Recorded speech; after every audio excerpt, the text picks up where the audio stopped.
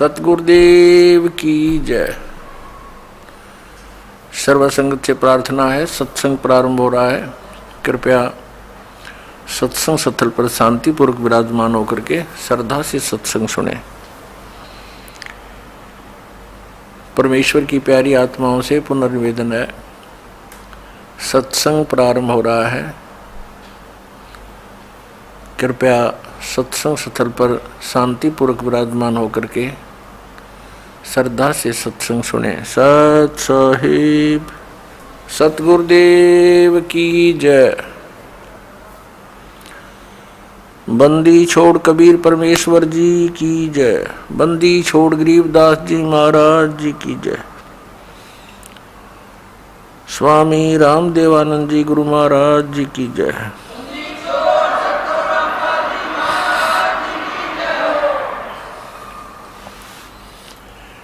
गरीब नमो नमो सतपुरुष को नमस्कार, गुरु की नहीं।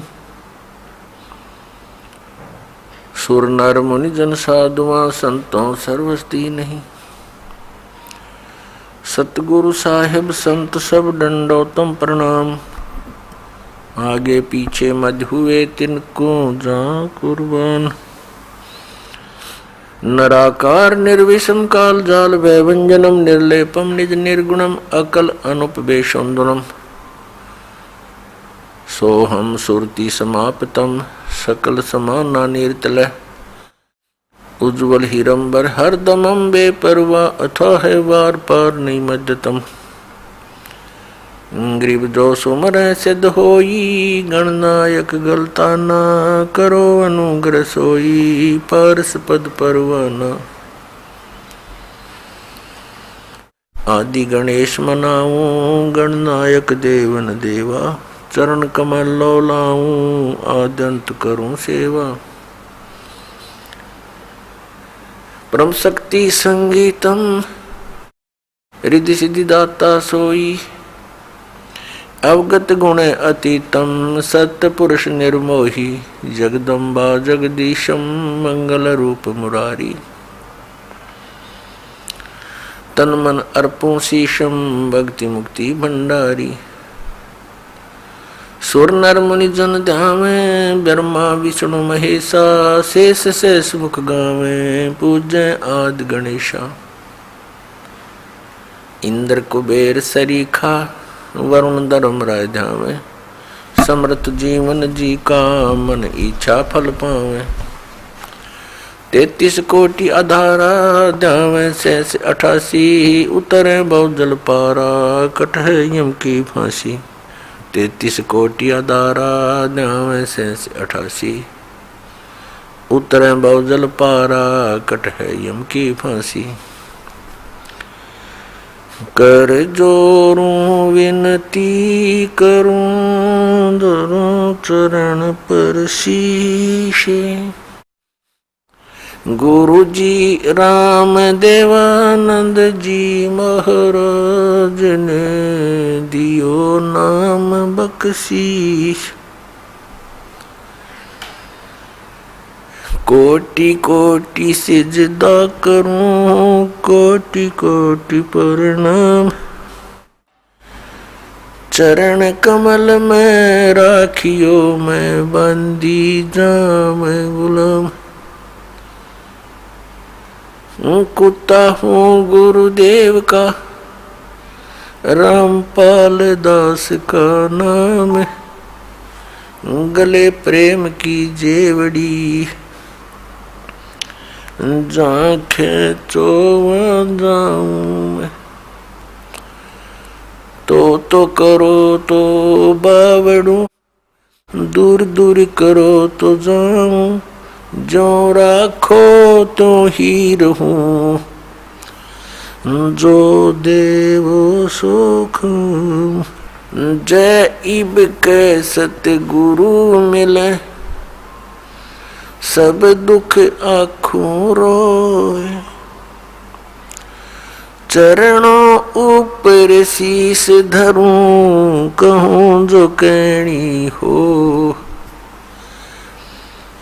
कबीर गुरु जी मिलेंगे पूछेंगे कुशलात, आद अंत की सब कहूँ, अपने दिल की बात। गुरु जी तुम ना भूलियो, चाहे लाख लोग मिल जाएं, हमसे तुमको बहुत है, तुमसे हमको नहीं। तुम्हारे विसारे क्या बने, मैं किसकी शरण में जाऊं। शिव बिरंच मुनि नारद, तिनके हृदय न समाऊं। परम पिता परमात्मा पूर्ण ब्रह्म सर्व सृष्टि रचनहार कबीर देव कबीर परमेश्वर की असीम कृपा से आप जी ये सत्संग सुनने के लिए उपस्थित हुए। पुण्य भाग हैं उन प्राणियों के जिनको मानव शरीर प्राप्त है,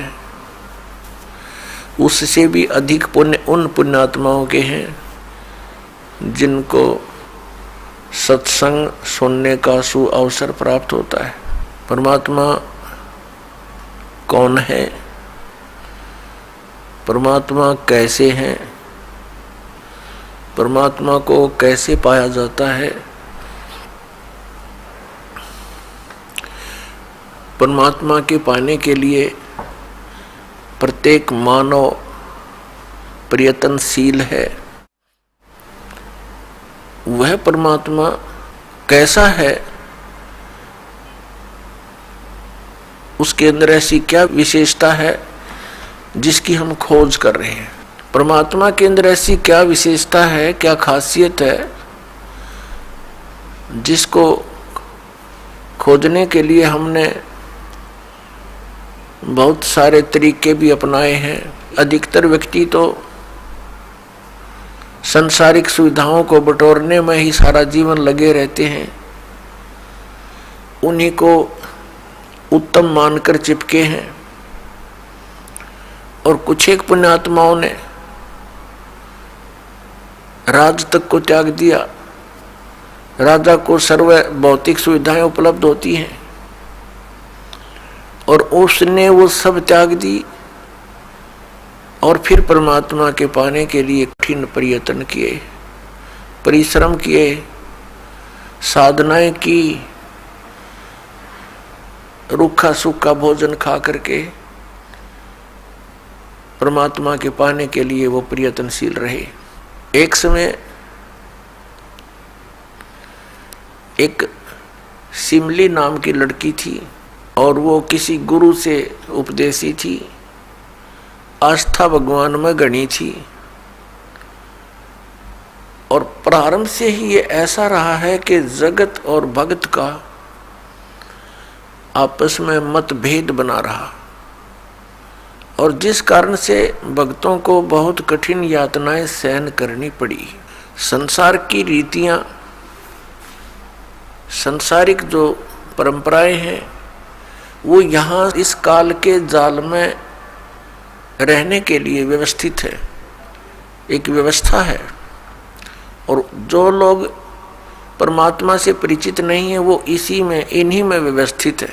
उस लड़की की बहुत आस्था थी। नगर के बाहर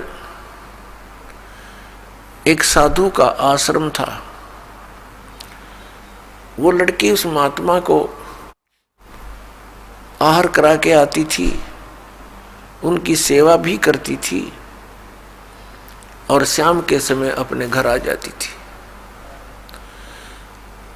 कुल के लोगों ने, परिजनों ने बहुत कुछ प्रतिबंध लगाए लेकिन लड़की नहीं मानी।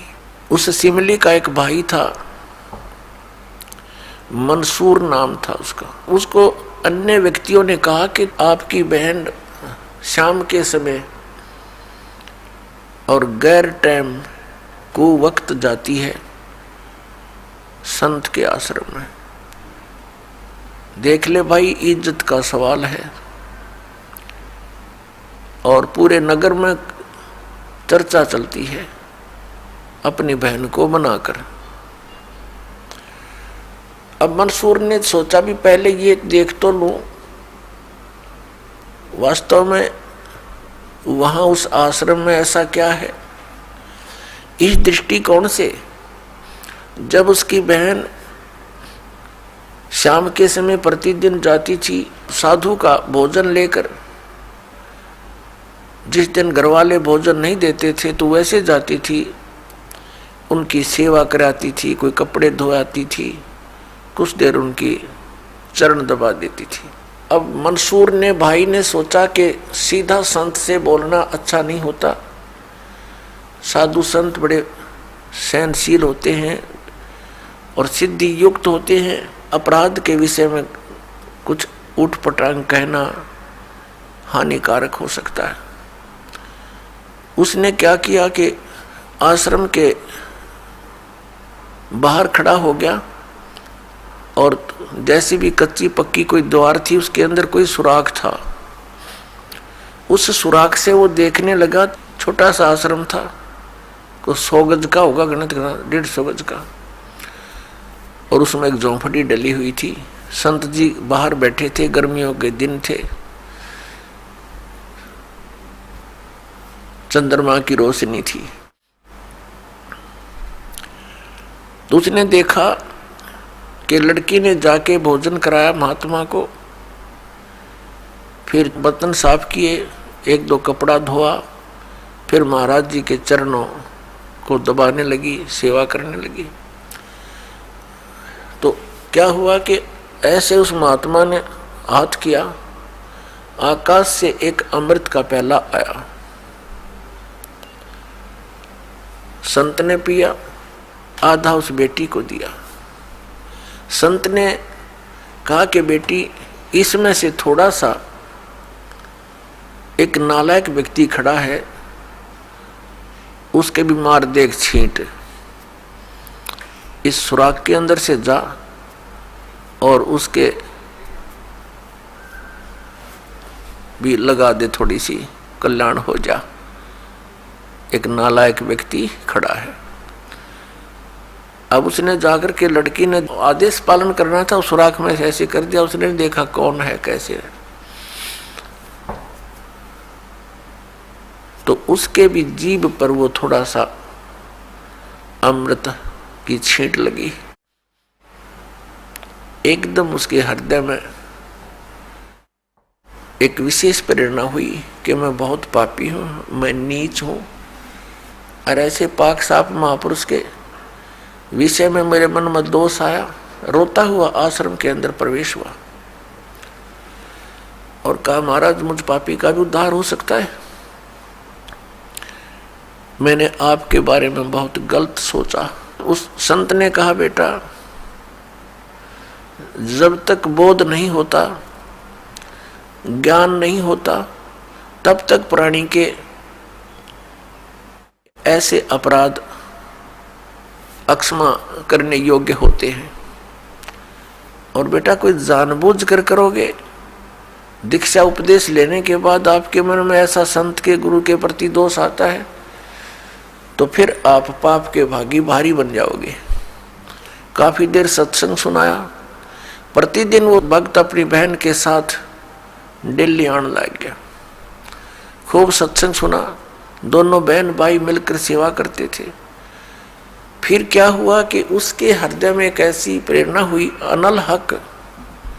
उस संत ने उसको एक मंत्र दे दिया, अनल हक, कि इसका जाप किया कर। अपन आत्माओं, पिछले पुण्यकर्मी प्राणी ही परमात्मा की खोज में लगते हैं, उनको ही इतना शीघ्र इन बातों का असर होता है, संत के वचनों का।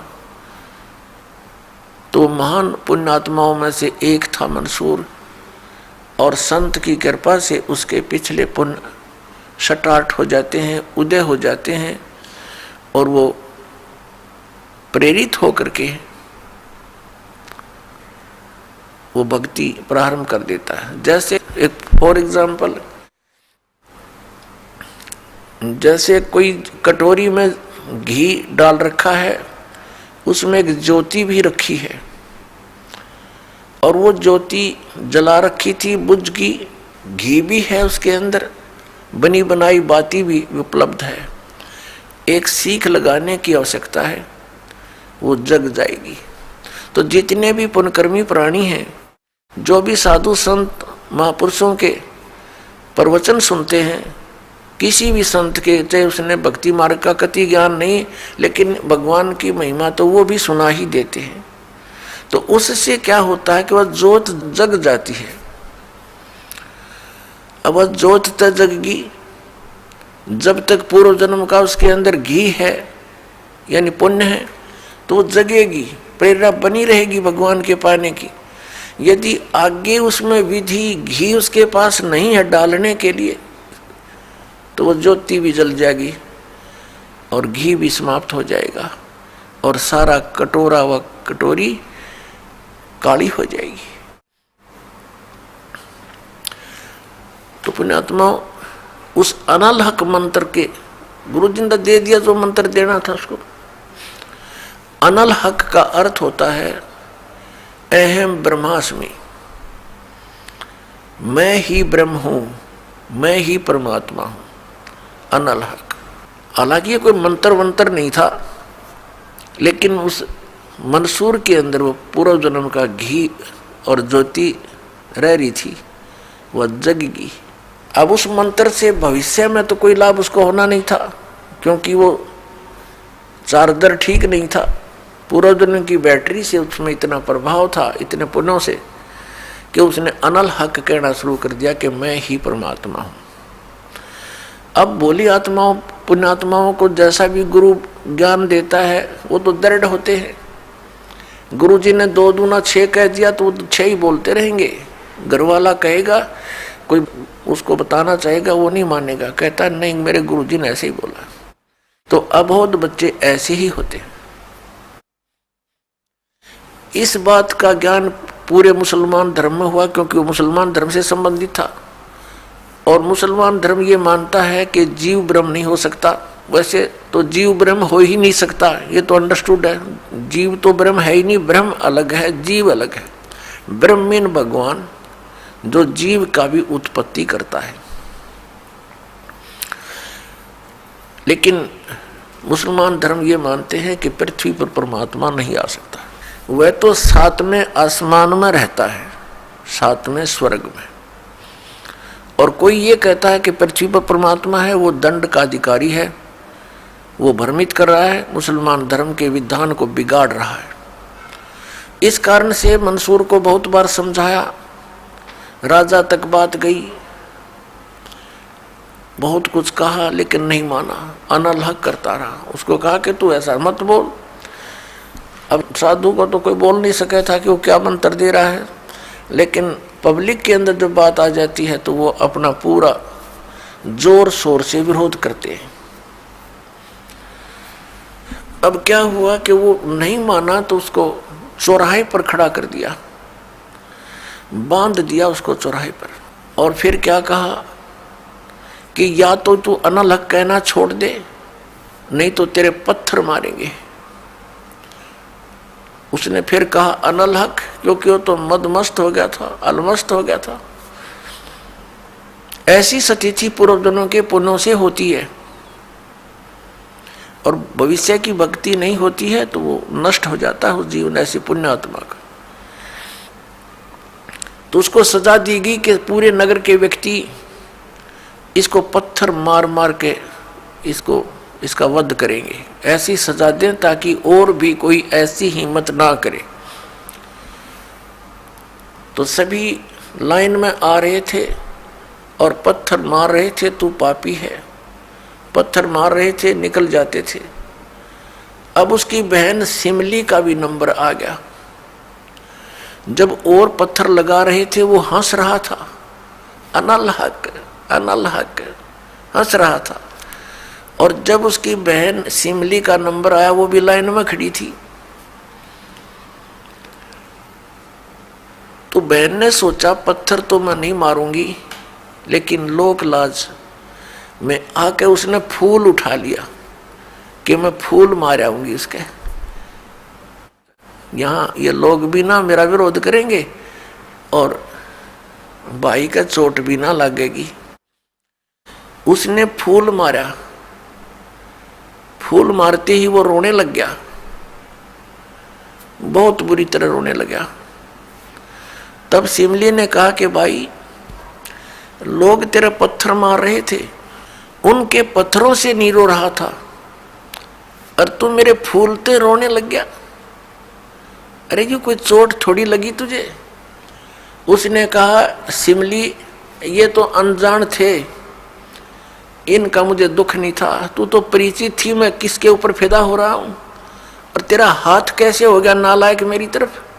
तूने भगवान की तरफ हाथ कर दिया, मैं भगवान के लिए डिवोटेड हूं, और तूने क्या समझा फिर ज्ञान को? न्यू रो रहा हूं, तेरा जीवन बर्बाद हो गया, तूने ज्ञान समझा नहीं बहन, तेरे फूल का मुझे इसलिए दर्द हुआ, तू तो परिचित थी इस बात में।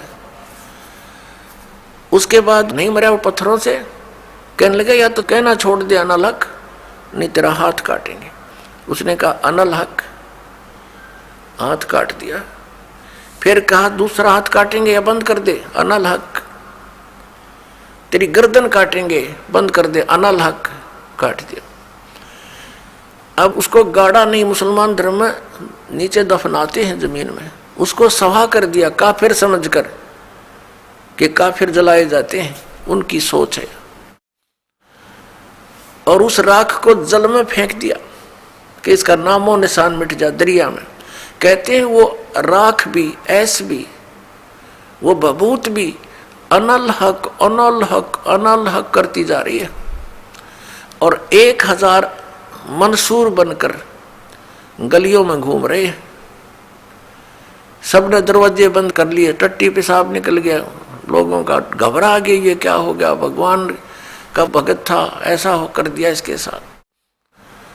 तो पुण्यात्माओं, अब ये ज्ञान है, तत्व ज्ञान है, इसको बहुत गहराई से समझना है, इससे कई कंसेप्ट क्लियर होंगे।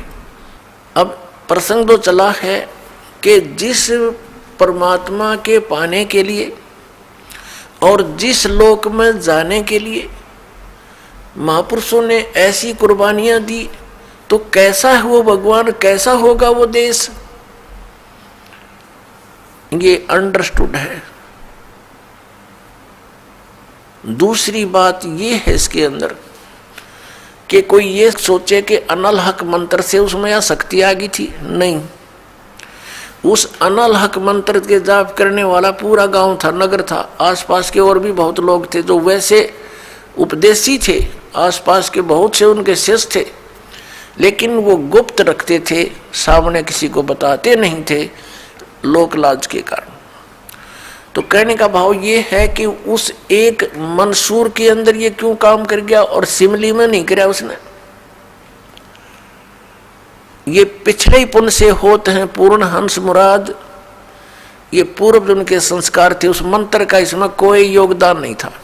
अब प्रसंग जो चल रहा है उसी पर हम थोड़ा सा डिस्कस करते हैं कि जिस परमात्मा के लिए इतनी कुछ कुर्बानियां संत महात्माओं ने की, तो वो कैसा है भगवान, ये तो अंडरस्टूड है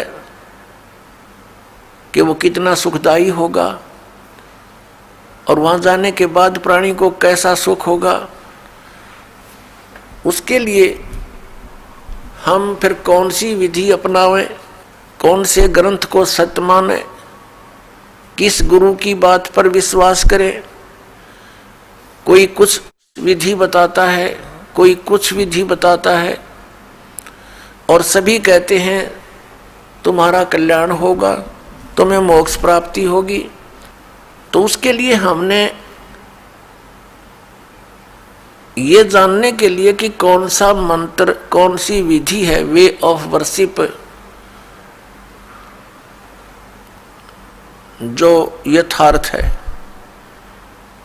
अब जो भी संत कोई मंत्र देता है तो उसके उपासक उसको यही मान लेते हैं कि यही सही है। दूसरा बताता है नहीं ये मंत्र ठीक नहीं, ये विधि ठीक नहीं। तीसरा कहता है नहीं ये हमारे गुरुजी ने ऐसे बताया है, ये सही है। इसका निर्णय कैसे हो? जैसे किसी अपराध के ऊपर कुछ अधिवक्ता एडवोकेट आपस में डिस्कस करते हैं। एक कहता है इस अपराध के ऊपर ये धारा लगेगी, दूसरा कहता नहीं इसकी ये धारा बनती है, इसका ऑफेंस इस धारा के अंतर्गत है, तीसरा कहता नहीं इसके ऊपर ये अन्य धारा लगेगी। तो उन तीनों का फैसला कहाँ होगा कि कौन सी धारा के अंतर्गत ये ऑफेंस है? वो संविधान के अंदर देखा जाएगा, और संविधान के अंदर जो लिखा है वो फाइनल है, वो धारा उसी के अंतर्गत वो ऑफेंस है, तो उसके ऊपर वही धारा होगी और उसी के आधार पर उस पर कार्रवाई कोर्ट में होगी, वो सही है। ठीक इसी प्रकार हमारे पवित्र जो शास्त्र हैं, सदग्रंथ हैं, ये सभी शास्त्र हैं जैसे पवित्र पांचों वेद। चार वेद तो ये वेल नोन है, ऋग्वेद, सामवेद, यजुर्वेद, अथर्ववेद। एक पांचवा वेद है, वो स्वयं परमेश्वर के द्वारा अपने मुख कमल से बोला जाता है।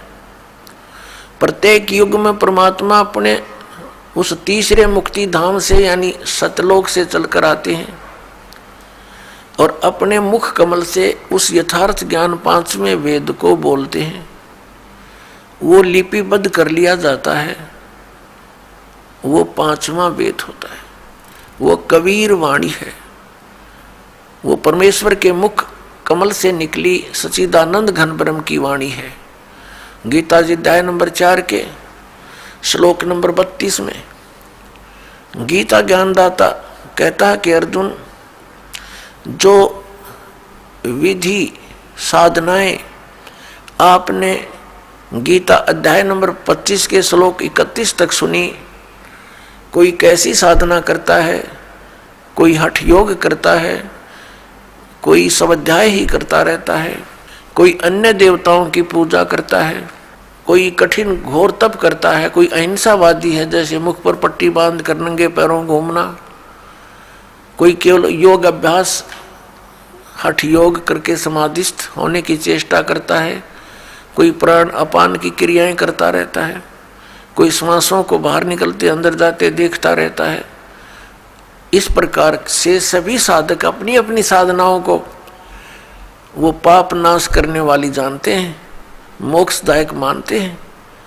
यदि वो इनको गलत मान ले तो इनको छोड़ दे, क्योंकि भिन्न भिन्न साधनाएं और सभी कर रहे हैं और पाना एक परमात्मा को, तो ऐसा कभी नहीं हो सकता। उस परमात्मा के पाने की एक ही विधि है जो हमारे सदग्रंथों में विद्यमान है। तो उसके बाद बताया है कि ये सभी इस प्रकार के यज्ञ यानी धार्मिक अनुष्ठानों की जानकारी विस्तार के साथ ये चौथे अध्याय के 32वें श्लोक में श्रीमद् भगवत गीता जी में लिखा है कि इस प्रकार के धार्मिक यज्ञों की जानकारी, यज्ञ माने धार्मिक अनुष्ठानों की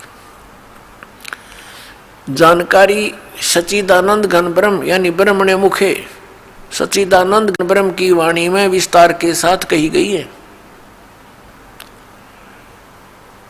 और उसको जानने के उपरांत फिर तू सभी कर्म बंधन से मुक्त हो जाएगा।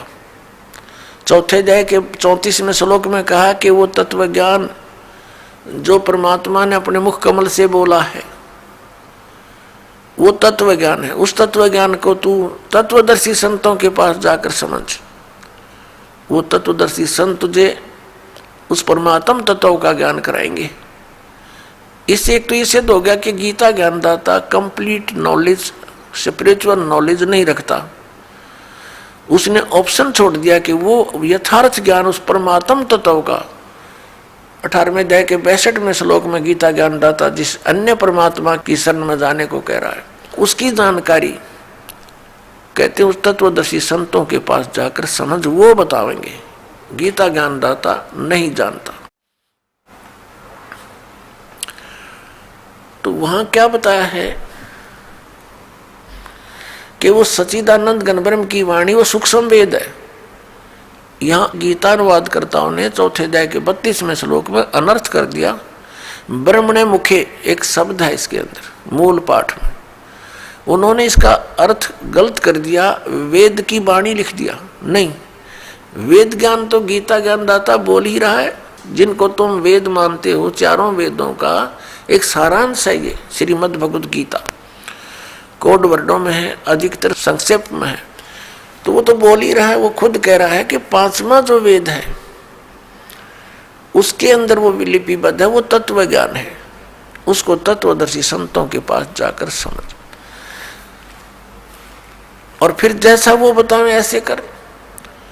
तो पुण्यात्मा, हमारे सदग्रंथ कौन से हैं जो परमात्मा का विधान है और जिन पर हम विश्वास करेंगे और करना चाहिए। हमारे सदग्रंथ यानी शास्त्र कहो, सदशास्त्र कहो, ये कौन कौन से हैं? पवित्र पांचों वेद, 4 वेद तो अंडरस्टूड है, 5वां ही आपको बता दिया सूक्ष्म वेद। और श्रीमद् भगवत गीता इन 4 वेदों का सारांश है और 5वें का इसमें हिंट दिया है। ये तो है गॉड गिवन स्पिरिचुअल नॉलेज, परमात्मा दत्त, प्रभु दत्त है ये, ब्रह्म दत्त है ये। और फिर 18 पुराण ये अध्यात्म ज्ञान को समझने के लिए सहयोगी हैं। और इनके अंदर जो वे ऑफ वर्शिप लिखी है, यदि वो वेदों से मिलती है, श्रीमद् भगवत गीता से मिलती है, तो वो तो सही है, उतना तो वेदों और गीता वाला ही ज्ञान है। बाकी उस वेद, उस पुराण के वक्ता के घर का है, उसका अपना अनुभव है। अब उसका अनुभव वेदों और गीता से नहीं मिलता तो हमें मान्य नहीं है, हमें स्वीकार्य नहीं है। क्योंकि पुराण कौन है? पुराण क्या है? ये श्री ब्रह्मा जी ने बोला ज्ञान है। ये 4 वेद, ऋग्वेद, सामवेद, यजुर्वेद, अथर्ववेद, ये 4 वेद ब्रह्म ने अपने पुत्र रजगुण ब्रह्मा जी को दिए थे। और ये 5 वेद, ये सूक्ष्म वेद सहित ये 5 वेद पूर्ण परमात्मा ने, सत्य पुरुष ने, परम अक्षर ब्रह्म ने इस ब्रह्म के अंदर, ज्योति निरंजन के अंदर फीड कर दिए थे। और उसमें टाइम फिक्स कर दिया था कि इतने समय के उपरांत ये सब तय इसकी श्वासों से बाहर आएंगे। जैसे कोई मादा है, गाय भैंस है, वो नए दूध होती है, गर्भ धारण करती है, समय आने पर बच्चा ऑटोमेटिकली बाहर आ जाता है। तो ऐसी सतिथि परमात्मा ने, पूर्ण ब्रह्म ने हमारे लिए की थी कि ये बच्चे भगवान को भूल ना जाएं, परमात्मा की भक्ति करेंगे इन वेदों अनुसार तो इनको बहुत लाभ होगा, इन पर आपत्तियां नहीं आएंगी, कष्ट नहीं आएंगे। ये गलती से काल के साथ चले गए हैं।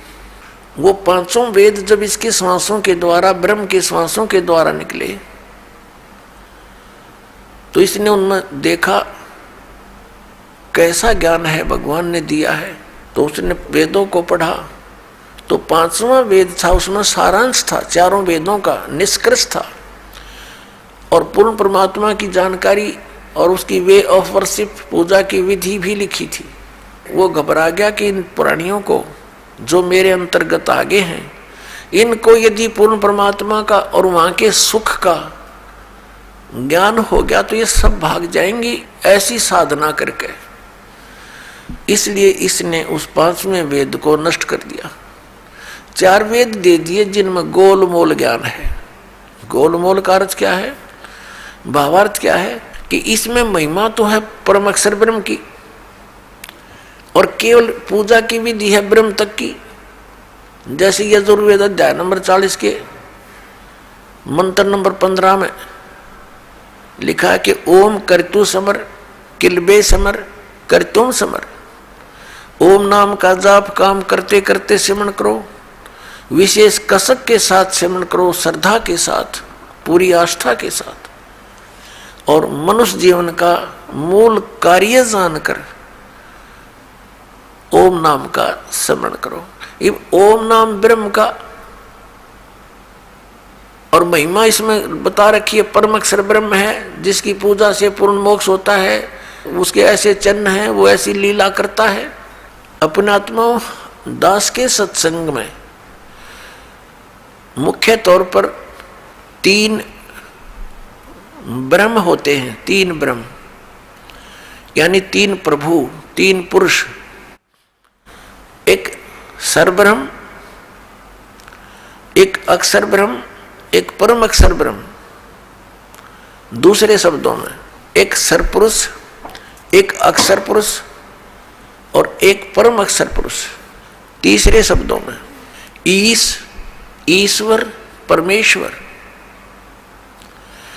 ये 3 मुख्य प्रभु हैं। मुख्य तो वैसे एक है, लेकिन हमारे सदग्रंथों में जो विशेष ज्ञान दिया है इन तीनों के विषय में।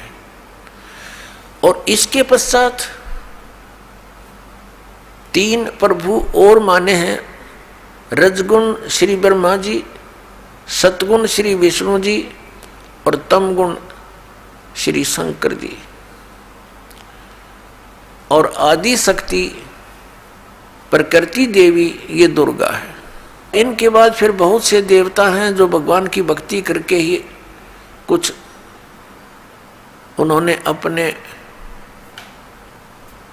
टायर में हवा भर ली, यानी परमात्मा की कुछ भक्ति संग्रहित करके, और वो कुछ सिद्धि युक्त हो करके अन्य प्राणियों से श्रेष्ठ बने दिखाई देते हैं, वो भी देवता हैं। यानी श्री ब्रह्मा जी, रजगुण श्री विष्णु, सतगुण श्री शिव जी, तमोगुण ये अन्य देवताओं में हैं, और ये हमारे इस तत्व ज्ञान के अंदर मुख्य तौर पर प्रभु नहीं गिने जाते। दूसरे शब्दों में दास कहे कि ये भगवान नहीं है, ये ईश नहीं है, स्वामी नहीं है, भगवान नहीं है। तो ये बात जनसाधारण के गले उतरे नहीं, विशेषकर पवित्र हिंदू समाज के पुण्यकर्मी प्राणियों के, क्योंकि हमारे धर्मगुरुओं ने हमें उल्टा पाठ पढ़ा दिया, और एक दिन से नहीं हजारों वर्षों से यही पाठ हम सुनते आ रहे हैं कि ब्रह्मा विष्णु महेश सर्वेश्वर हैं, इनका कोई जन्म मृत्यु नहीं होता, इनकी कोई माता पिता नहीं है, ये स्वयंभू है। तो जिस कारण से दास ने ये शब्द बोल दिया कि ये भगवान नहीं है, ये बात एक बहुत विवादप्रस्त हो जाएगी यदि प्रमाण नहीं दिखाया गया। तो आपको प्रमाण दिखाते हैं। एक समय इस शिवपुराण के अंदर लिखा है, पवित्र शिवपुराण के अंदर, कि श्री ब्रह्मा जी रजगुण और श्री विष्णु जी सतगुण का आपस में विवाद हो गया, झगड़ा हो गया।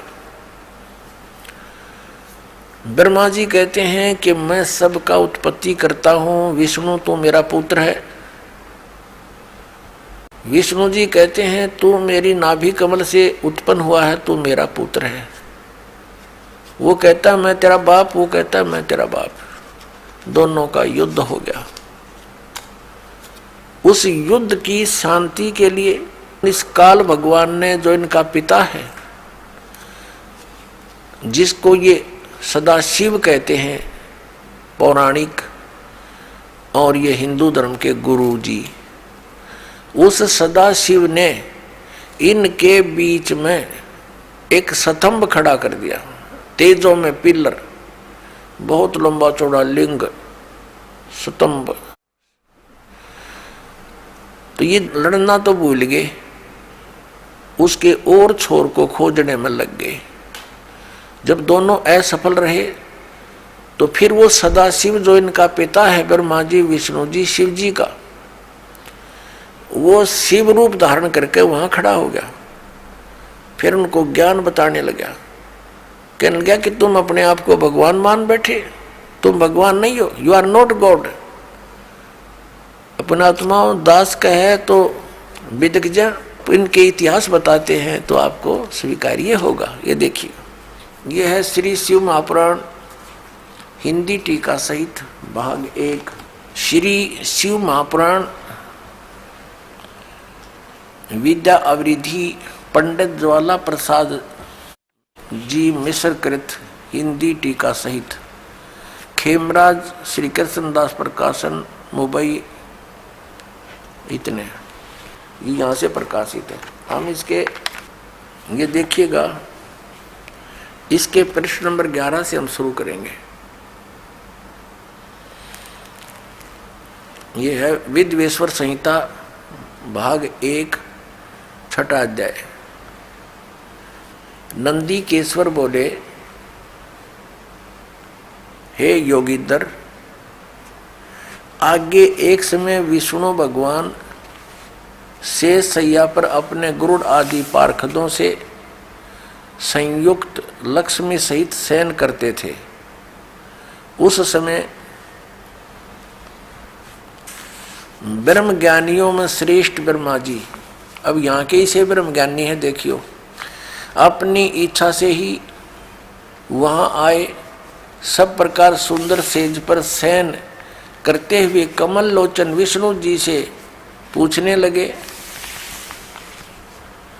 तुम कौन हो जो मुझे देखकर अभिमानी पुरुष के समान शयन करते हो? हे वत्स, हे बेटा। ब्रह्मा जी कह रहे हैं विष्णु जी को, हे वत्स, हे बेटा, उठो, देखो मैं तुम्हारा स्वामी आया हूं, तेरा मालिक आया हूं। आए हुए गुरु को देखकर जो अभिमान करता है, उस द्रोही मूड का प्रायश्चित होना उचित है। यह सुनकर विष्णु जी के अंतर में तो क्रोध हुआ, अंदर तो बड़ा गुस्सा आया, पर ऊपर तो शांत बने रहे, परंतु बाहर से शांत रहे और बोले, हे वत्स, हे बेटा, तुम्हारा मंगल हो, बैठो, इस आसन पर विराजमान हो। अब विष्णु जी कहे, उसने ब्रह्मा जी को कहा, जा बेटा बैठ जा। इस समय तुम्हारा नेत्र कुटिल और मुख वक्र यानी टेढ़ा क्यों हो रहा? गुस्से में हो रहा था ब्रह्मा जी। ब्रह्मा जी बोले, हे वत्स, हे बेटा विष्णु, तुमको समय के प्रभाव से अभिमान है। हे पुत्र, मैं तुम्हारा रक्षक और जगत का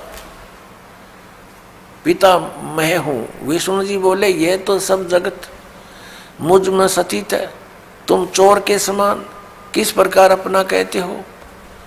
तुम मेरी नाभि कमल से उत्पन्न हुए हो, इससे मेरे पुत्र हो, मुझे पुत्र कहना सर्वथा व्यर्थ है। नंदीकेश्वर बोले, इस प्रकार ब्रह्मा विष्णु दोनों ही रजोगुण से मुग्ध होकर विवाद करने लगे। मैं श्रेष्ठ हूं, मैं स्वामी हूं, ऐसा कहकर एक दूसरे को मारने की इच्छा से युद्ध करने में उत्सुक हुए। अब देखो, संपूर्ण देवता विमान में बैठकर वो तो लठ बजाने तैयार हो रहे हैं, और हमारे देवता फिर क्या क्रिया करते हैं? तब संपूर्ण देवता विमानों में बैठकर उस महाअद्भुत युद्ध को देखने चले आए और आकाश में उनके ऊपर फूल बरसाने लगे। वारे देवताओं, बताइए, देवताओं के काम है, दो भाई लड़ भी रहे हैं किसी कारण से, भले पुरुषों का काम है उनका बीच बचाड़ा करके छुटवावे, उनसे युद्ध बंद करवावे, और ये देवता फूल बरसावे, कहाँ मरो कटके, देखो कौन सा तगड़ा है। तो ये सारा एक काम बिगड़ा पड़ा पुण्यात्माओं इस तत्व ज्ञान के अभाव से। अब हम उस प्रसंग पर आते हैं कि जिसके अंदर ये कहा गया है इसी पवित्र पुराण में कि ब्रह्मा और विष्णु तुम भगवान नहीं हो, यू आर नॉट गॉड। देखिए, अब हम आगे हैं 17 पृष्ठ पे। और विद्वेश्वर संहिता भाग 1 अध्याय 9, ये वही प्रसंग यहां तक चल रहा। नंदीकेश्वर बोले इस प्रकार भगवान ने उन नम्र हुए। अब क्या हुआ कि उन दोनों के बीच में, अभी आपको बताया था, उन दोनों ब्रह्मा और विष्णु जो लड़ रहे थे उनके बीच में एक पिलर खड़ा कर दिया तेजों में, लिंग बहुत लंबा चौड़ा जिसका कोई और छोर उन दोनों को नहीं मिला। और फिर ये स्वयं प्रकट हो गया। कौन? इनका पिता, ये सदाशिव बोलते हैं इसको, ये काल ब्रह्म जिसने गीता का ज्ञान दिया। अब यहां देखिए, हम जो आपको दिखाया था, फिर देखिए ये पृष्ठ 17 पे विद्वेश्वर संहिता भाग 1 अध्याय 9 पर नंदीकेश्वर बोले इस प्रकार भगवान ने उन नम्र हुए ब्रह्मा और विष्णु पर अनुग्रह करके उनके युद्ध में परस्पर उनकी सेना मारी गई थी उस सब को, यहां देखें, उन दोनों की अज्ञानता और वैर को दूर करने के अर्थ उनसे क्या कहा भगवान, काल भगवान ने, सदाशिव ने क्या कहा कि मेरे सकल और निष्कल यानी साकार और निराकार में भेद से 2 रूप हैं, परंतु और ईश्वर नहीं है, मेरे अतिरिक्त कोई प्रभु नहीं है। इस कारण उनके 2 रूप नहीं हो सकते, पहला सतम रूप और दूसरा पीछे मूर्तिमान रूप धारण किया। इसमें ब्रह्म रूप निष्कल है, यह निष्कल है, निष्फल नहीं, और ईश्वर रूप सगुण है। मेरे ये दोनों रूप सिद्ध हैं, दूसरे किसी के नहीं हो सकते। इस कारण तुम दोनों को अथवा दूसरों को ईश्वरत्व की प्राप्ति नहीं हो सकती। तुमने जो अज्ञान से अपने को ईश माना, तुमने अज्ञान से अपने को ईश यानी भगवान माना, यह बड़ा अद्भुत हुआ। उसके दूर करने को ही मैं रण स्थान में आया।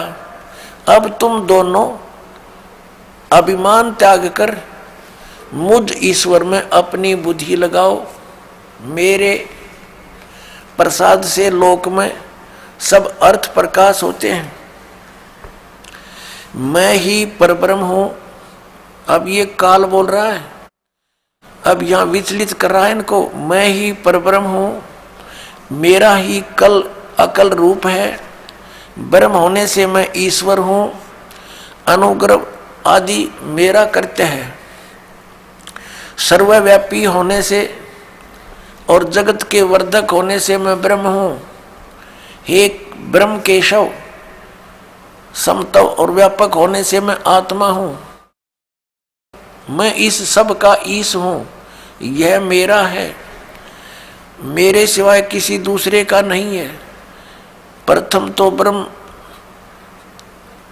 तो ज्ञान के निमित्त निष्कल ब्रह्म का प्रादुर्भाव हुआ। 18वें पृष्ठ पर चलते हैं। इससे मैं अज्ञात रूप हूं, पीछे तुम्हें प्रगट दर्शन देने के निमित्त साक्षात ईश्वर, तत्क्षण ही मैं सगुण रूप हुआ हूं। अब यहाँ ये क्या कह रहा है? श्री सदाशिव ब्रह्मा विष्णु महेश का पिता, ब्रह्मा विष्णु महेश का पिता, ये सदाशिव यहाँ क्या कह रहा है? ये कह रहा है कि पहले तो ब्रह्म रूप हुआ वो स्तंभ, वो तो समझो मेरा निष्कल रूप है, निर्गुण रूप है मेरा। ये स्तंभ आया पिलर, और ईब में निर्गुण से सगुण हो गया, तुम्हारे सामने आया। अब देखो, हम अपने उस प्रसंग पर आते हैं। हमने ये देखना है कि ब्रह्मा और विष्णु और ये शिव, ये भगवान नहीं है, ये प्रभु नहीं है। ये प्रसंग था। यदि ये दास वैसे सिंपल कह कर छोड़ देता तो बहुत विरोध मान लेते भक्तजन, क्योंकि उन्होंने पूरा अज्ञान सुना हुआ है, ज्ञान नहीं सुना, सदग्रंथों का उनको ज्ञान नहीं। इसलिए सदग्रंथों को रूप रूप करना अनिवार्य हो गया है। अब आगे ये क्या कहता है देखिएगा, ये प्रश्न नंबर 18 अध्याय 10 चल रहा है, प्रश्न नंबर 18 पे, और शिवपुराण विद्वेश्वर संहिता भाग 1 10वां अध्याय हम यहाँ पढ़ते पढ़ते आ गए। 9वां अध्याय यहाँ समाप्त हो गया। जो हमने यहाँ पढ़ लिया, इससे मैं अज्ञात रूप हूँ, पीछे तुम्हें प्रकट देने के लिए निमित्त साक्षात ईश्वर, तत्क्षण ही मैं सगुण रूप हुआ हूँ। अब यहाँ नीचे आ जाएंगे इसके। इति श्री शिव महापुराणे विद्वेश्वर संहिता भाषा टीकायाम 9वां अध्याय, ये 9वां अध्याय इति हो गया, समाप्त हो गया। अब 10वां शुरू हो गया, ये 10वां। अब हम यहाँ 10वें में पढ़ रहे हैं नीचे। हे पुत्रों, ब्रह्मा और विष्णु को इनका पिता वो सदाशिव काल कह रहा, हे पुत्रों, यह कृत आपने तप से प्राप्त किया है, जो कि सृष्टि की उत्पत्ति और पालन कहता है, सो मैंने प्रसन्न होकर तुम्हें दिया है। इसी प्रकार दूसरे दो कृत रुद्र और महेश्वर को प्रदान किए हैं। अब देखो, जो दास सिद्ध करना चाहता है, एक तो ब्रह्मा और विष्णु और फिर रुद्र और महेश्वर, ये 4, इनसे 5वां है यू सदाशिव, जो ब्रह्मा विष्णु महेश जी के पिताजी हैं।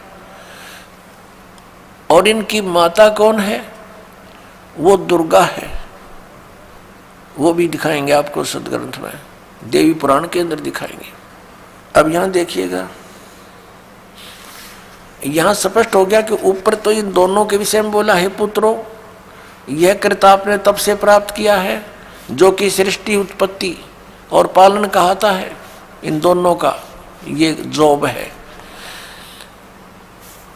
मैंने प्रसन्न होकर तुम्हें दिया। देखो, हींग लगी ना फटकड़ी इसकी। तब तो कह रहा है कि तुमने तप किए, घोर तप किए।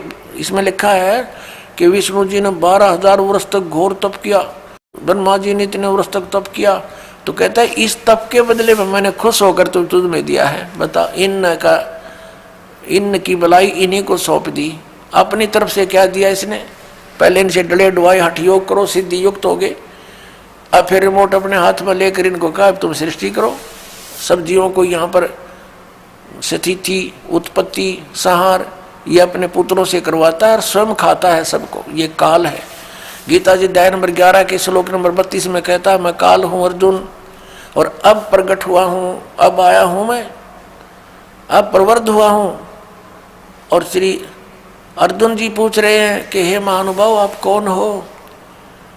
मैं आपसे परिचित नहीं हूँ। अरे अर्जुन का साला था श्री कृष्ण, और उससे अपरिचित हो गया इतनी जल्दी? क्योंकि वो श्री कृष्ण था ही नहीं, श्री कृष्ण में प्रवेश वो काल था। और जब बाहर निकल कर देखा तो उसका इतना रूप हो बाहर निकल गया उससे, जब विराट रूप दिखा श्री कृष्ण तो ओझल हो गया, दिखाई भी नहीं दे रहा था उनकी रोशनी के अंदर। और अर्जुन कह रहा, पूछ रहा आप कौन हो? मैं आपको पहचान नहीं पा रहा हूँ। तो काल था। वो कहता मैं काल हूँ और सबका नाश करने के लिए अब प्रवृत्त हुआ हूँ। तो ये इनका पिता है। और वो क्या कह रहा है कि ब्रह्मा और विष्णु तुम्हें दो कृत जॉब दिए हैं, तुम्हारे को 2 विभाग दे दिए। एक तो उत्पत्ति विभाग, रजोगुण विभाग से उत्पत्ति होती है, ब्रह्मा जी को रजोगुण युक्त कर दिया और विष्णु जी को सतोगुण युक्त कर दिया, और तीसरे अपने पुत्र को तमोगुण युक्त कर दिया, अपना स्वरूप बना लिया। कहते सदाशिव कहता है जब ये खड़ा है कि मैं इन्हीं के रूप, ये मेरे ही स्वरूप में है। और ये कैसे छल करता है, जब किसी को विष्णु रूप में दर्शन देता है तो उसमें अपना विष्णु रूप धारण कर लेता है और उसी विष्णु रूप में संबोधन करता है। तो उस कारण से विष्णु पुराण बन गई। और जिसमें इस शिव रूप में धारण करके किसी को ज्ञान दिया है तो उसके आधार से शिव पुराण की रचना होगी। ये है वो काल जो कहता मैं कभी अपने ओरिजिनल रूप में किसी के समक्ष नहीं होता, मेरे कर्म और जन्म अलौकिक हैं। गीता जी के अध्याय नंबर 4 के 5 और 9 में इसने स्पष्ट किया है। और साथ में कहा है कि जब धर्म की ग्लानि होती है मैं अपने अंश, अपने आत्मा, अपने अंश अवतारों का सृजन करता हूं, उनको यहां प्रकट करता हूं, भेजता हूं, उत्पन्न करता हूं, जैसे श्री राम, श्री कृष्ण आदि।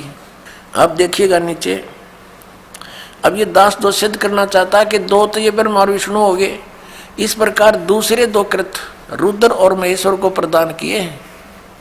दो अच्छी चार हो गए ना, एक रुद्र एक महेश्वर, और पांचवा यू बोलने लग रहा। अब आगे हम चलते हैं, ये प्रमाणित करते हैं। ये देखिएगा यहाँ पर, ये प्रश्न नंबर 19 है।